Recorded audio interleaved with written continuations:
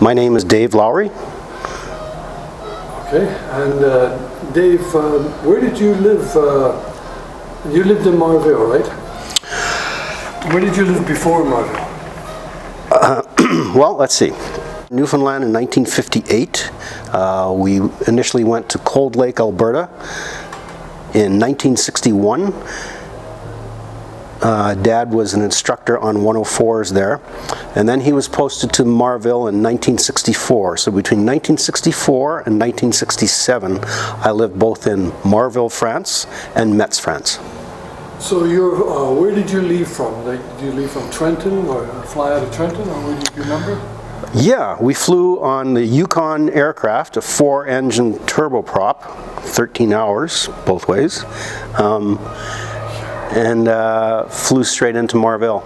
Okay, so you flew directly into Marville? As far as I recall, yes. Okay, right. Now, how many are in your family? Who was in your family? At that time, there was my mom, my dad, myself, and a younger sister. Okay, and what exactly did your father do in Marville? He was a fighter pilot. He flew 104s and on 439 Squadron in a reconnaissance role. I see. And how about your mother? What did she do? She stayed at home and looked after me and my sister. All right. So now, where did you live? The PMQs? We lived in the C block of the PMQs, C22, and then C23, which opened up and happened to be a little bit bigger. Okay. What are your memories of the PMQ? The things that we talked about before? Cutting yourself, falling off. Yeah. I remember it being a very busy area. There was an awful lot of us living in, I'm guessing, about half a dozen quite large apartment complexes. Okay. In the center, there were baseball diamonds and great big fields where we could all play as long as we wanted to. We were all English speaking, so there was no integration at all in my age with the French at that time. Right. Everything was provided. It was a wonderful place to play. It was also pretty rough. I remember lots of fights. I remember lots of arguments. There was a quarry that I used to climb up and down that I eventually fell off one time and split my head open. But overall, it was squadron life and it was forces life, and everything was provided for. It was actually quite enjoyable. Do you remember anything about the food you ate? I remember lots of craft dinner. Did you have a French maid? No, we didn't have a French maid at all, no. We had a French maid for a while. It didn't seem to last long enough, fortunately. No, I remember actually there was a homeless guy that had a dog that used to hang around the PMQs, and Mom invited him for supper one time. So we didn't have a maid, but we did feed one of the French homeless men. Oh, that's good. How did you find, now you're quite young, how old were you when you arrived? I was 6 years old when I arrived, so I was in time just to spend the last few months in kindergarten. Right. And I did grade 1 and part of grade 2 in Marville, and then part of grade 2 and grade 3 in Metz. Did you have any problems adapting to your new environment? I don't recall any problems at all, but that was the life we knew. We didn't know any different. We didn't know that some people actually stayed in one place their whole life. I remember on one of the times that we went through St. John, New Brunswick, where my cousin and my wife's sister lived. I remember going by a hospital and her saying, "That's where I was born." And I looked at her incredulously and said, "You live in the place you were born?" That was just unheard of. I thought everybody changed houses every year or two and transferred to different countries and different provinces. I thought everybody did that. It was normal to me. My dad used to talk about them. He called them, he had a name for them. He called them civilians. Yeah, exactly. All right.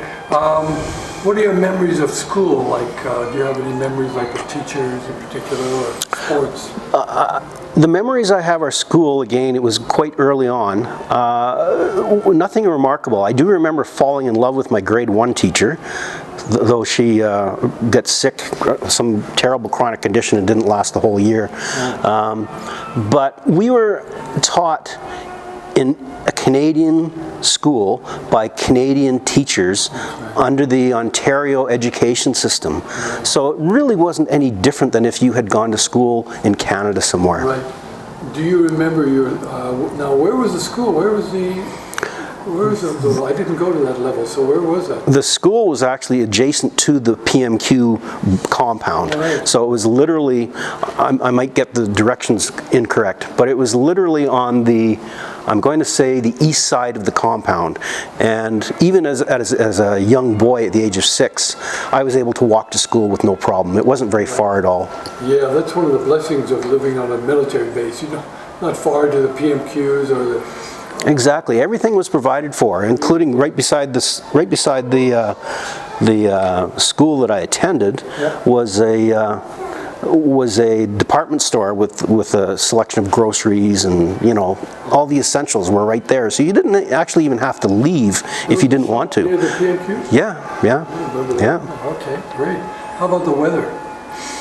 Don't recall. I remember there were skiffs of snow the odd time, which was unusual for me because we had come from Cold Lake. And if anybody out there knows what Cold Lake is like, from about the end of October till the 1st of April, it was like minus 20, lots of snow. So it was different in France because if they had a little bit of snow, everything shut down. Right. Where in Canada, you just continue on. But they weren't used to it over there. I see. How about friends? Are there any friends that you met that you remember you still keep in touch with? I know names only because our families were quite friendly. I remember, for example, McDonald's. I remember the Frasers, a few others like that. But as far as actual school friends, I don't have any memory anymore from that time. So I'm going to skip those questions about girlfriends. Yeah. Unless you had one. I remember a girl kissing me standing in line in kindergarten and probably got thrown out of the class. She did? She did. Oh. And I got thrown out. Okay, so how about, during the summers, I mean, we're in Europe. Did your family go anywhere? Absolutely. My parents, unlike some parents, unfortunately, there were some people that found moving all the time and transferring, they found it not to their liking, let's put it that way. In our household, it was always an adventure. So when we went to France, we took full advantage of it. I learned to ski in Austria, I learned to ski in Switzerland. We would camp in Italy, camp in Spain. We went to, I think, every freaking castle within 500 miles that my mom had to stop at. I got so sick and tired of those. But looking back, it was an amazing way to grow up. Right. And a good chance to see all those places without paying a fortune. Absolutely. Yeah. Did you happen to go down to Saint-Tropez or the south of France? I don't recall going camping.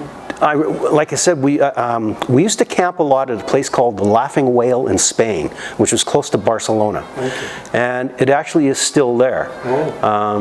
And I recall going to places in Italy also. The location doesn't come to mind right now, but we always took advantage of where we were. Yeah, my family was the same. Like I got sick and tired also of castles. And being a teenager, I get sort of like, no thanks, and I had a good opt out. So there's some questions here that you probably wouldn't have thought about when you were there. In fact, I didn't either. But I wonder if you've reflected on this since you've been an adult. Is the fact that the base was a sitting duck for. It would have been a first target of any attack, if there was a war started in Russia. Do you ever reflect on that? I do now, but at the time I thought it was normal. I thought everybody lived on a base. Right. I believe we talked earlier in the car when we were coming here that I think the exercises that happened in the middle of the night were called snowballs. So what would happen is 2 or 3 a.m. all of a sudden there'd be sirens going off everywhere in the PMQs, and all the men had to jump in their whatever flight suit they had or whatever uniform they had and run to the base. And again, looking back on it now, it was a very odd way to live.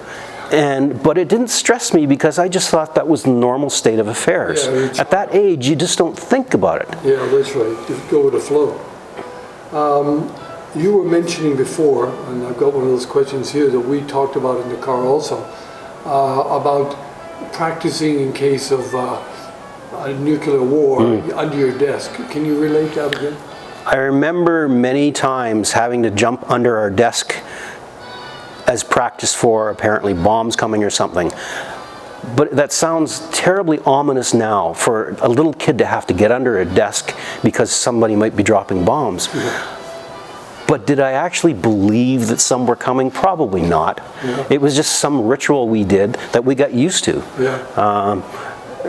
We actually, because it was less than 20 years after the Second World War, we also were playing with stuff like old German helmets, and people would find war memorabilia all the time. We thought nothing of it. It was normal. We'd go play in bunkers. Yeah, I've got I won't mention names, but a couple of my friends found a smoke bomb and set it off in their room in the PMQS one time. Yeah. But thank goodness that they weren't injured. Right. One of them just laughed his head off. Yeah, I mean, World War I was all in that area. I mean, Somme was just down the road, and what were the other ones?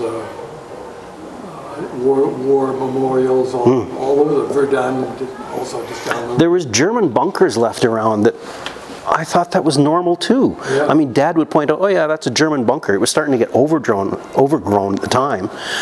We literally lived across the street from a German army, an ammo dump. Right. And I thought that was normal. You used it as a fort. You climbed all over it. It was normal. Did you ever see, I remember one of the things I distinctly remember when we first arrived, we actually drove to Marville, so I don't know exactly where we landed. Maybe it was Paris or somewhere. But I remember driving on the way, we passed an aqueduct. And I'm actually going to film there, hopefully in the near future. But do you remember that, any of the Roman leftovers? I just remember a lot of castles. Like I said, my mother freaked out on castles, and we had to stop every time and look at these dirty old stinky things. It's funny your mother freaked out on them because... She loved them. She absolutely loved them. Yeah. To this day, she'd probably, well, she'd make... If she sees this, she'll go, oh my soul, I can't believe you remember that. But I remember it very clearly. Right.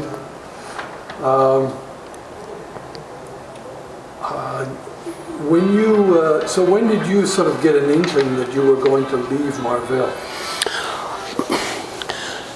I don't remember all the politics behind it, but I do know that the Canadian Air Force was asked to leave France by Charles de Gaulle in 1967. Yeah. So they must have had some lead time because they had to move a whole base. All the aircraft, most of the aircraft I believe were moved to Lahr. Yeah. There was a lot of personnel that had to pack up and leave. Okay. I do know that it was less than a year notice because my dad had planned to buy a foreign car, a Mercedes-Benz there, because you could buy them duty-free. But you had to have it for a year before you brought it back to Canada to avoid the duty. He wasn't able to do that. So I know we had less than a year's notice that we were heading back to Canada. Well, it may be just as good he didn't buy it, because my dad did buy a Volvo. Yeah, yeah. Beautiful car. Yeah, yeah. And he put it on the ship. We flew back to Trenton. And we're near Trenton waiting for the word that the ship has come in. Instead he got a phone call from the base, and the ship carrying 300 cars hit another ship in the Bay of Fundy. Oh my gosh. Both sank, 16 sailors drowned. Holy, wow. Yeah. So our camping trailer and all the paintings he bought and the new Volvo that was a year plus old, all at the bottom of the Bay of Fundy there. It's funny you mention that because we did go back overseas. We lived in England in the late 60s, early 70s. Oh. And Dad eventually did buy a Volvo there, and we did bring it back to Canada under the same program. That's funny. After when you're packing up to leave, How did that work for you as a kid? And he said, pick 12 and that's it. What did, I never recalled having to leave anything. Again, moving was something that was normal to me. You know, having movers come in, and thank goodness at that time the Air Force contracted out, and you didn't have to touch anything. At least in our situation, they would pack everything for you, pack it all up, and be sure it got where it needed to go. So I don't remember missing out on anything. I don't remember any of my material belongings getting lost or having to be left behind. What I do remember, having moved so many times, and this affected me in later life when I had my own pets, was we always had cats or dogs that we'd have to leave behind. I never had a dog or a cat die on me until adulthood, when I had one for like 20 years, and guess what happens?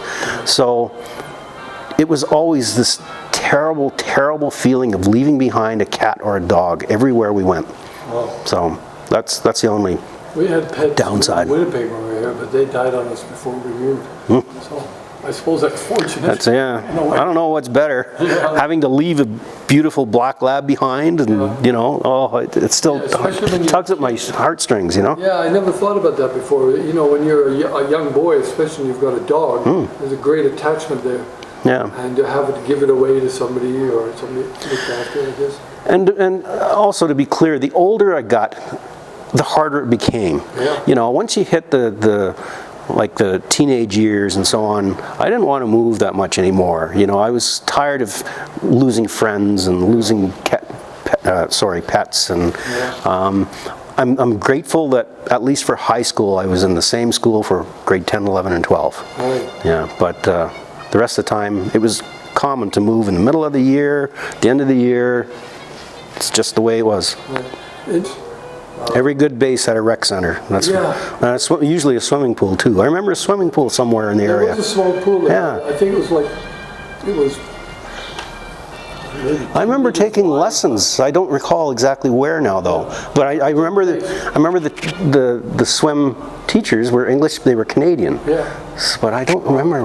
It was quite deep. I flew around there more when the base was closing. I don't know why I never went there before. But because nobody was there, we walked it. We went anywhere we wanted. Officers' mess or the swimming pool.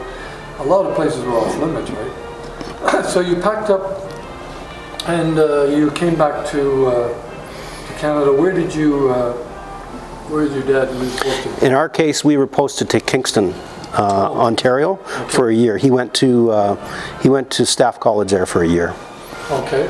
Before he was eventually posted back to a flying job back in Cold Lake in 1968.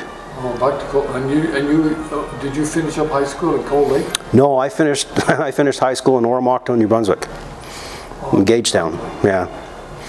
Was that when your dad's posting, or you said? Oh no, that was. If you want to know the whole thing, it was Marville, Kingston, Cold Lake, Salisbury, England, Oromocto, New Brunswick, Summerside, PEI. Wow, that's you got the whole circuit. Right. Just one question I forgot to ask you. Did you? Some of the families had the chance or took the opportunity to live on the economy. You know, we called it living on the economy, or with the French family or Belgian family especially. Did you ever mingle with the French or the Belgian? As a very young kid, I remember having lots of rock fights with the French. Yeah. I'm ashamed to say. And I remember the French yelling things like, "Shut up your mouth," and we'd yell back, "Fermez la bouche." Oh, yeah. And that was about my extent of interaction with kids. Yeah. Now, after saying that though, I do remember nothing but good interactions when I was camping with my parents at French camps.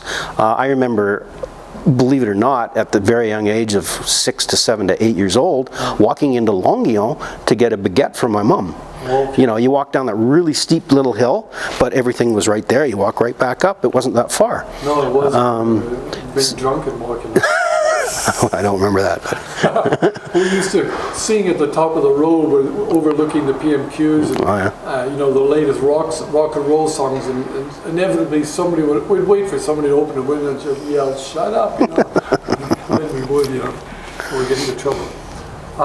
Okay, so are there, to finish up, are there any, you know, we talked a bit about you went back, for example, you went back to Marville recently. What can you tell us a bit about that? I did. So in September of 2019, my wife and I did a motorbike tour of Europe and Scandinavia. I did go back to the PMQs at One Wing, and it was a very eerie, almost Twilight Zone feeling. They really hadn't changed except for the exterior. I could pick out exactly where I lived.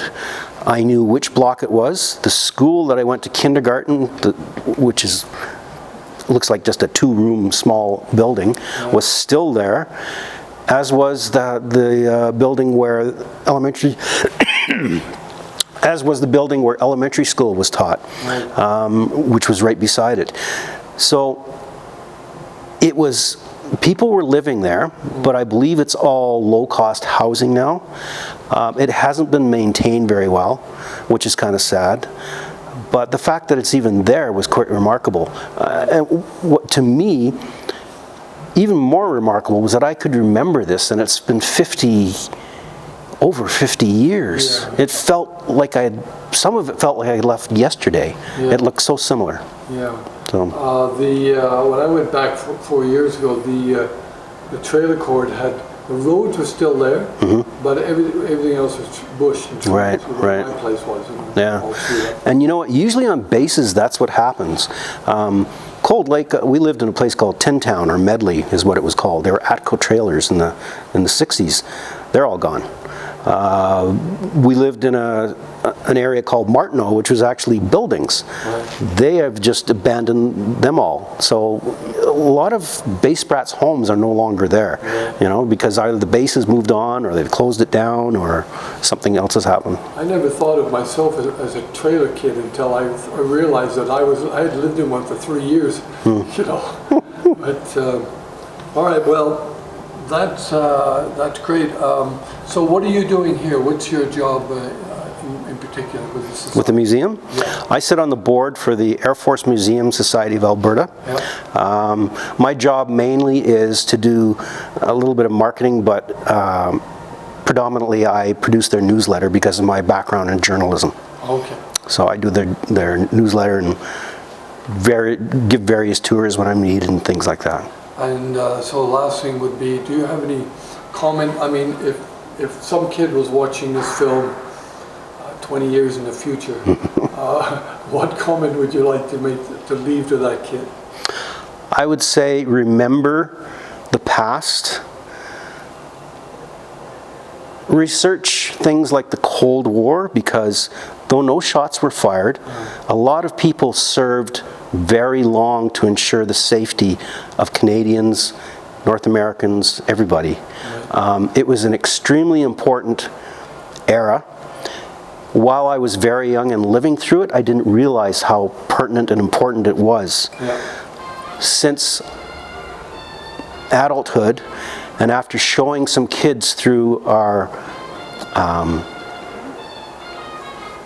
display of the 104, F5, Sabre, and F18, some of those kids are astounded when they walk in there and they see the 104, and when I talk to them about what they did and the speeds they were doing in the 60s, they have no idea. It needs to be taught, it needs to be remembered. And these are children of these are Air Force brats or? No, any kids coming in. We have school kids here, school tours all the time. That's great, great. Well, David, thank you very much for spending this time with us today.